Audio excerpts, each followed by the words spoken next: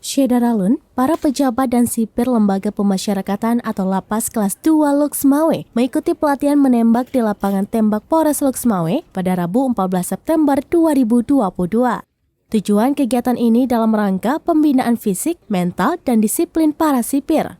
Hadir saat kegiatan, Kalapas Kelas 2 Loksmawe Eri Taruna, Kasubag TU Amiruddin, KPLP Ridwan, Kasih Administrasi, Keamanan dan Tata Tertib Jamaluddin, Kapsubsi Registrasi Heri Yusrizal SH, dan Kasih Bimnadik Yusri. Pantauan seraminis.com di bawah binaan personel Polres Loksmawe, awalnya para sipir diajarkan bagaimana menggunakan senjata laras panjang dan juga laras pendek. Bagaimana cara memasukkan peluru, cara menembak dengan benar, hingga bisa mengenai sasaran yang diinginkan. Selanjutnya, para sipir diberi kesempatan untuk menembak beberapa kali ke sasaran yang telah disediakan. Kalapas Kelas 2 Loksmawe, Eri Taruna menyebutkan, kegiatan pelatihan menembak ini diikuti seluruh pegawai, berlangsung selama 1 hari, yakni dari pagi hingga sore hari.